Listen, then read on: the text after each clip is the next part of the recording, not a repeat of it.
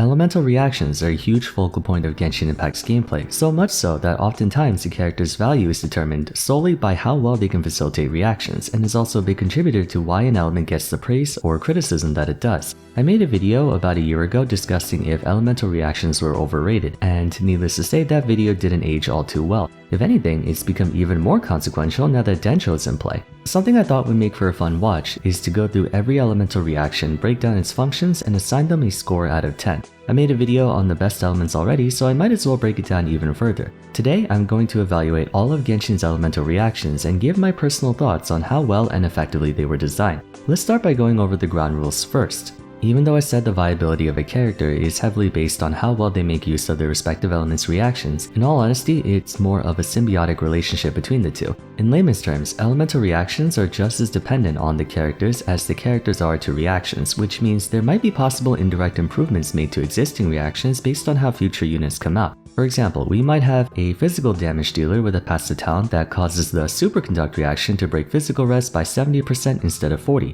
While that's exclusively tied to that specific character, it's still considered as part of the reaction's potential. After all, Dendro was decent or serviceable until Nahida came out, making its reactions disgustingly overpowered. Whether that's an indication of the true power of Dendro reactions or just Nahida is for you to decide. But for the sake of clarity, I'll be looking at how the elemental reactions currently stand based on the existing roster. For those of you watching months after this video came out, please keep that in mind. We'll go through the reaction order of Pyro, then Hydro, then Electro, then Cryo, then Dentro, then Animo, then Geo, ignoring any overlaps in between. Vaporize, the OG burst reaction. It doesn't command the same reputation as it used to, seeing as we have more options nowadays, but it's still a very reliable one. By combining Pyro and Hydro together, it will multiply the damage of the triggering attack by either 1.5 times if it's Pyro on Hydro, also known as Reverse Vaporize, or double if it's Hydro on Pyro, known as Forward Vaporize. As one of the game's two amplifying reactions, to maximize the effectiveness of Vaporize, it's more practical for you to achieve the reaction with a single heavy blow rather than multiple hits. Hutal is the game's premier vape user thanks to her burst concentrating all of its damage into one giant explosion, allowing Spirit Soother to deal damage well in the hundreds of thousands. That being said, so long as you can get through the internal cooldown, or if the ability in question doesn't have one, if you can apply a steady stream of Hydro, then you can still make use of Vaporize, just not on every single hit. Interestingly, despite Hydro on Pyro being stronger, Vaporize is more known for its reverse variant, since Hydro is more known for setting up reactions, not really activating them, Child and Mona being the exceptions. The current best team composition to make use of Vaporize is the double Hydro lineup comprising Xingqiu and Yelan in tandem with a Pyro on-fielder like Yoimiya, Hu Tao, or even Yanfei. Off-fielders like Xiangling can work too. You can also easily pull off a Vaporize team using only Xingqiu if you don't have Yelan. I never really found a use case for Kokomi for Vaporize though. All in all, it's a very user-friendly and effective reaction, and while it's no longer as dominant in the metagame as it used to be in version 1, you can still find great success with it thanks to Pyro and Hydro's extensive rosters. I'll give it a solid 8 out of 10 for its healthy balance of accessibility and power. Can't go wrong. Up next is Overload, a strange reaction that finds itself being a side dish more than the main course. Mostly cause there's no reason to go for solely Overload, as you can easily pull off what is called Overvape, which I'll get into later. Being a transformative reaction, the order of application doesn't matter. You just need to apply Pyro and Electro onto a single target and the same outcome will happen, creating an explosion that deals heavy Pyro damage in a decent area, emphasis on heavy. Overload causes significant knockback and is factored in as a heavy attack. Therefore, it can shatter, deal greater damage to enemy shields, and stagger large enemies. But the ensuing Pyro damage does not apply Pyro to targets hit, meaning you have to find a way to consistently reapply both elements. As stated earlier, Overload is less of a win condition and more of a side quest. Most Pyro units aren't all that big on Elemental Mastery unless you specifically itemize their equipment as such, despite the base damage being noticeably higher than more popular reactions. What makes it counterproductive is that the explosion damage knocks away enemies, which is a bad thing as you want to keep your targets close together so you can keep attacking them. That's not to say Overload is a bad reaction. There are quite a few comps that make use of it like Raiden National and Overvape. Well, I guess in a way Raiden National is an Overvape team. There are niche use cases for just Overload, but seeing as you can achieve both Vaporize and Overload, you really don't have a reason to go for just the latter outside of making a political statement. So it's hard to give a solid rating for Overload. If I were to evaluate it by itself, it would be like a 5 out of 10, lacking any pragmatic incentive, but when paired with Vaporize, I'd give it maybe a 7. It tends to get overshadowed by other reactions through no fault of its own. Despite functioning exactly the same as Vaporize, Melt doesn't get anywhere near as much attention or use for that matter. It is the same multipliers based on the triggering element, 1.5x if it's Cryo on Pyro and double for vice versa. Makes sense, fire melts ice and all that. The cost of melt teams not getting as much use compared to Vaporize is that the pool of available cryo units isn't really geared towards achieving melt. Remember, to maximize efficiency, it helps to have one really big screen nuke to blow everything up. The only hard hitter is Eula, and hers is physical damage. Chang'e does have a really strong single attack burst, but it's hampered by his weaker stat line. Some players have tried out reverse melt on Ganyu, but she tends to be used on freeze teams more often than not. And of course, Ayaka is the queen of freeze. She doesn't do enough damage from melt to justify using them. At the moment, melt is a reaction that has yet to show its full potential. I think when we get a cryo unit that has a really strong one-punch elemental burst, that would call melt back into discussion. But for now, there aren't that many incentives to use it. If you're going for melt, you might as well go for either freeze or vaporize unless a dungeon or boss explicitly prevents you from doing so. That's another thing. Yes, you can theoretically invest resources into forming a workable melt comp, but is it as easy and worthwhile compared to going a standard vaporize? Type advantages in Genshin aren't as prevalent as in a game like Pokemon. You can still use fire attacks against the Hydro Abyss Lector even though he's weak to ice, but then in that case you might as well just go freeze. Case in point, no real use case for melt yet. I'll give it a 6 out of 10. Up next is Burning. Gonna be honest, it's trash. 2 out of 10. Not completely unusable, but if you're adamant about running a Dendro Pyro team, just throw in a Hydro and do Burgeon. Burning sucks. Moving on. Electrocharged has to be the most difficult reaction for me to rate because it's known for having one of the best teams in the game, and the reaction has become even better after version 3, but at the same time I don't know if I would consider it best reaction material. I'm gonna call it EC for the rest of the video, by the way. Combining Electro with Hydro will deal Electro damage over time to the primary target as well as any other nearby targets affected by Hydro. Interestingly, targets affected by EC will be affected by both Hydro and Electro at the same time, allowing for multiple reactions to be triggered if a third element is applied, which is how you can pull off Vaporize and Overload, or Superconduct and Frozen, or Electro and Hydro Swirl at the same time. Being able to layer an additional reaction is why EC has to be the most widely used reaction in the game. Not only having its own premier team in the form of Taser, but occurring in teams like Overvape and Hyperbloom to further amplify their already incredible effectiveness, and the ease of access offsets the somewhat lower base damage. EC is so prevalent that it's actually viable to run Thunder Fury on Sucrose and or Kazuha if you want to maximize electro damage, which I never thought I would hear in a million years. See, my thought process behind its rating being ambiguous is that EC teams, namely Taser, are really strong due to Electro sub-DPSs like Yayimiko, Official, and Beidou being strong, not really the reaction itself. Then there's the added measure of EC allowing you to pull off double reactions. It's more of a utility reaction than one that specializes in carry DPS in the same fashion as Vaporize. The damage over time also means it's at its best in long drawn out fights against clusters of enemies rather than insta-kills. Either way, a fantastic reaction and will likely continue to be so, 9 out of 10 for me. The next reaction faces the same situation as EC, where it's a spectacular reaction that quite literally hard carries an entire element, but there are 1 or 2 factors that prevent it from being infallible. Unlike other reactions that either dish out damage or increase your damage, combining Hydro and Cryo unsurprisingly leads to freeze, paralyzing all enemies affected by Hydro for a short time, during which they can't move or attack until the effect wears off. Without going too far into mathematics, if you can apply Cryo on Hydro before the existing freeze wears off and you can exceed the element's diminishing return timer, it's feasible to pull off a chain freeze, permanently stunning all enemies. Conveniently, cryo units have a penchant for long-lasting persistent application. Many of its supporting casts have elemental bursts that spawn in cryo field, and its 2 main damage dealers have bursts that facilitate rapid cryo application too.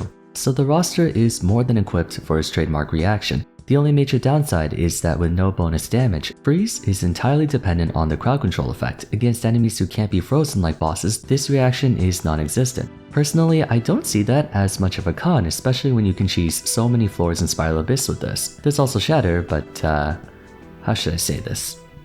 No one cares about Shatter. I think Frozen is a very good example of an elemental reaction that's really broken but kept in check by circumstance so that it doesn't overinflate the strength of Cryo. If bosses could be chain frozen, you're basically playing Solitaire at that point, but that might ruin the experience. Solid 8 out of 10. A big contributor to that rating is how absurdly easy it is to achieve freeze. Cryo and Hydro are 2 of the most accessible elements in the game, and the freeze duration isn't based on how much damage the attack does whatsoever. One of the newest elemental reactions in the game is Bloom, the only reaction that interfaces with 3 elements instead of 2, at least if you don't count Overvape as one reaction. Technically, it's 2 steps. First, you start off with Dendro and Hydro, upon which a Bloom Core spawns on the ground. After a few seconds, it explodes, damaging all nearby targets, including friendlies. However, if you apply either Pyro or Electro to said Dendro Core, different effects will happen. If it's Pyro, then Burgeon is activated, blowing up the Dendro Core immediately and dealing increased Dendro damage in a wide area to both friendlies and bad guys. If it's Electro, the Bloom Core explodes immediately as well, but instead of attacking indiscriminately, it locks onto the nearest enemy and deals concentrated damage, although if you're standing right next to them, you'll still get hurt as well. Both variants are equally as effective, sporting the highest base multiplier of 3. And since multiple Dendro Cores can spawn if you have multiple enemies, there is a crap ton of burst potential behind this reaction. The sheer power of Hyper Bloom and Burgeon has made Dendro one of the most powerful DPS elements in the game, and if you have Nilou at your disposal, she can elevate that power even further.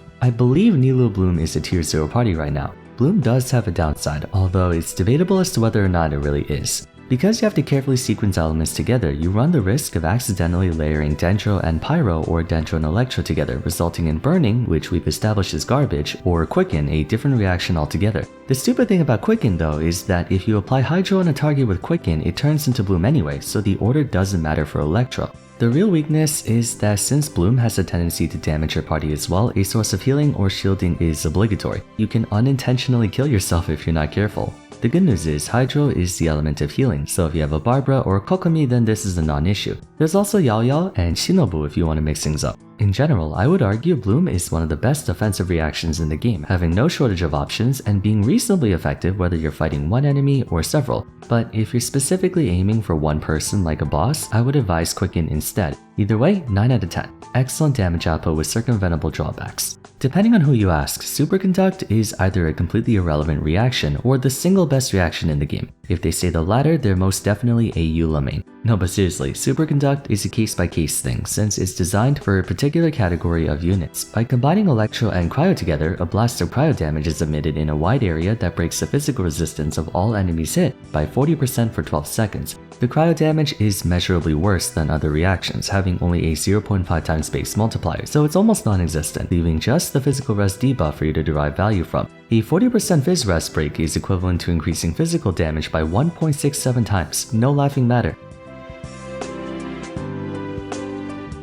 It's essentially the same as pulling off an inverse Vaporize with every single attack on a fairly accessible reaction, plenty of sources of Electro and Cryo to go around. Only problem is, physical damage has been in the midst of a dark age for quite some time, and while version 3.5 will be out by the time you see this video, I seriously doubt any significant improvements will be made through just Mika, and even if there is, the only ones who stand to benefit from that kind of support are Eula and Razor, who are fighting an increasingly uphill battle against the other elements. Conceptually, Superconduct is an excellent reaction. Were it to shred any other resistance besides physical, it could easily be the strongest in the game. Because it's physical though, that greatly hamstrings a number of use cases for it. So I'll level it at 5 out of 10. Essential where it's needed, irrelevant where it isn't. Right now, I think it's used more as a crutch than a bonus. Without Superconduct, there would be no hope for survival for physical characters.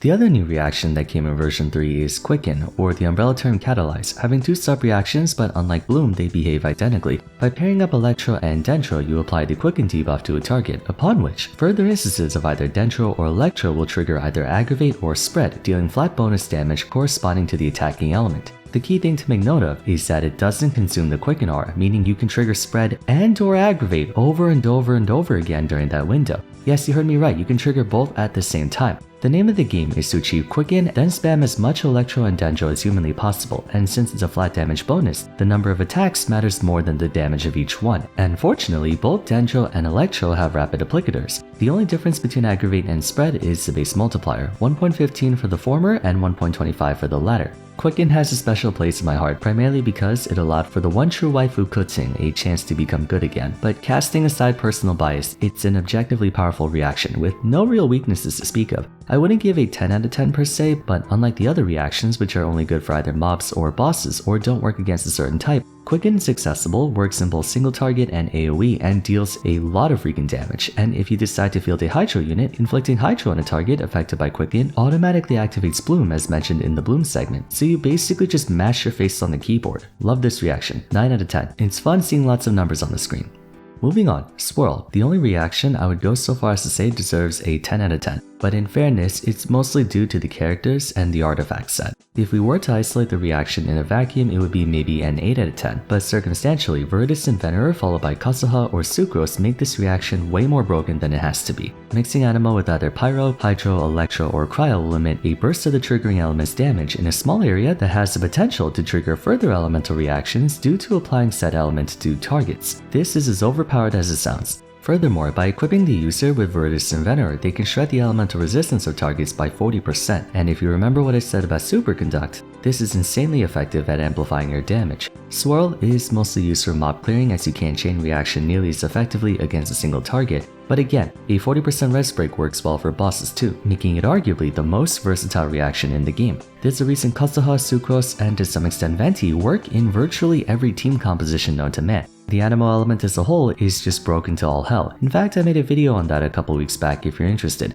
10 out of 10 reaction. Best reaction in the game if I had to choose one. Lastly, we arrive at Crystallize. Poor thing. Swirl is what Crystallize wished it could have been. It has the same reactor as Anemo, although instead of dealing spread damage, it gives you a tiny shield based on that element. Not only is the shield value pretty minuscule, but so many characters in the game are able to shield you by themselves, including the very characters that trigger Crystallize in the first place. It would have been a bit more effective if you could stack shields, but how it works is if you have 2 shields, both of them will take the same damage. Then again, you can't stack multiple crystallized shields anyway, and as stated many times in past videos, defense isn't a point of concern for us yet, even Bloom teams, and Geo doesn't interface with Dendro anyway, so it's a moot point. Overall, it's just a really bad reaction, both in applications and effectiveness. There may be a chance for it to become useful, but it would take one hell of a Geo character. Hate to say it, but Crystallize is the worst reaction in the game.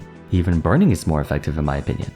Okay, so there you have it. Man, this was a long video. I'm gonna wrap things up here. My voice is giving out, but let me know in the comments down below what you think of each reaction, whether you think I overrated or underrated them. Aside from that, if you enjoyed the video, don't forget to leave a like and subscribe. Also follow me on Twitter at VarsVM, join my Discord server, and check out my Element miniseries if you haven't yet. But till next time, thanks so much for watching, and I'll see you again soon in the next one. Take care.